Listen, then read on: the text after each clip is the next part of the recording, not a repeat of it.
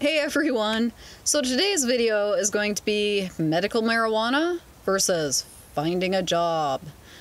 So, I'm kind of in that position currently, and I guess now is a good time to explain it. So, what's been going on the last 2 weeks? Well, in the last 2 weeks, I traveled from Minnesota to Washington.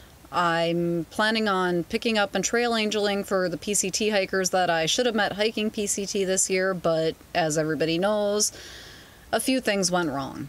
And that's fine, because I'm still going to hike PCT, it's just going to be in 2019. But I've decided to get a job, pay off the remaining $3,000, I believe is what it's at, on my house, and all of the other stuff before hiking PCT.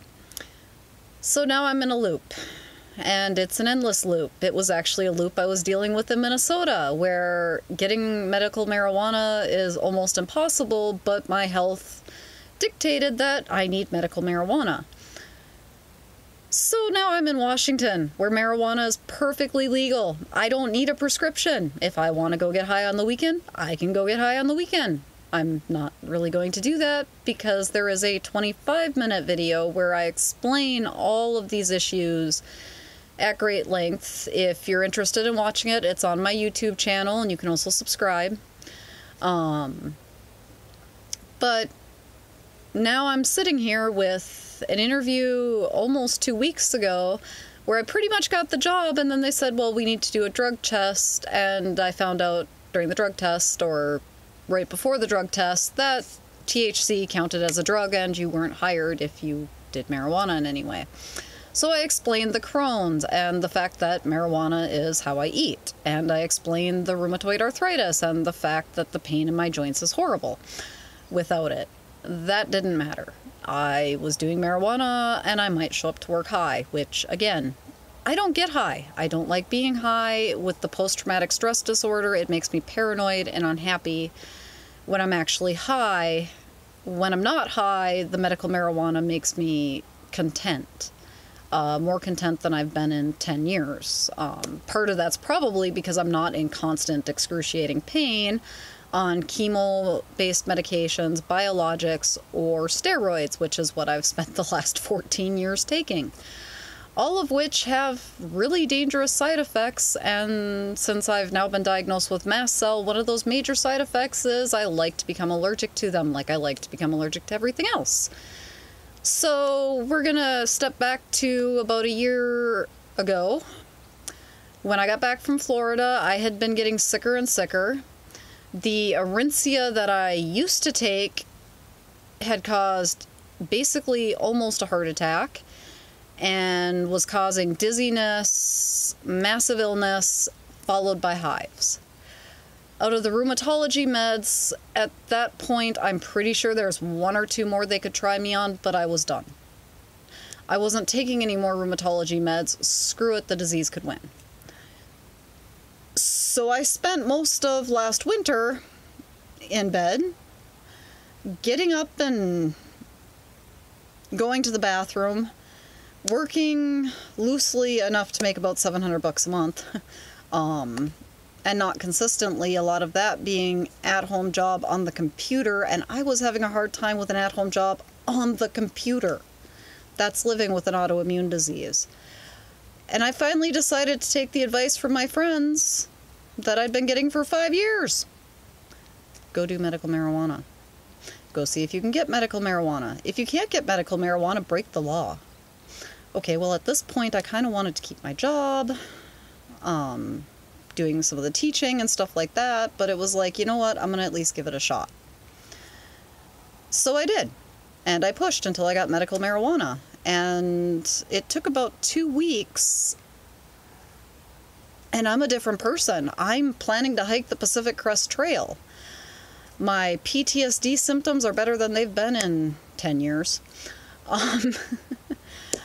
My joints, yes, they hurt. Yes, I still have to take, you know, NSAIDs, the anti-swelling stuff, although my swelling is way down. Anyway, I can eat. Yeah, out of everything that I listed, it's really cool, the side effects of medical marijuana for the post-traumatic stress disorder, I am happier than I've been in forever. It's really cool that I am not in as much pain. I can move my fingers, my right arm. This hadn't happened in 11 years. This is cool. Otherwise, it was basically like this, and it stayed hunched up because that was the only way it was comfortable. I can move it now. I can hike. If I don't overdo it, I can do all of the stuff that I used to do within reason. And now, the main thing that I'd like to be able to do, that I used to do, would be get a job. Because I could work at least 30, 40 hours a week, I think. And I might be wrong. I might actually cut that down to 25 once I start working, but I can work. It is the coolest thing in the world. And I'm well educated, and I love working for nonprofits. I love directing nonprofits. I love coordinating nonprofits. I love doing fundraising and financing and all of that fun stuff. But I can't pass a drug test. And it doesn't matter that I medically can't pass a drug test, and that I am legitimately not high, and that I medically can't pass the drug test. So I'm sitting here frustrated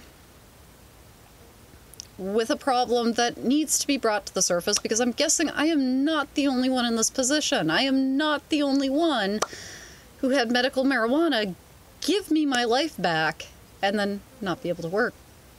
Because where I'm sitting now is if I stop taking the medical marijuana, I can guarantee one thing. I can't work.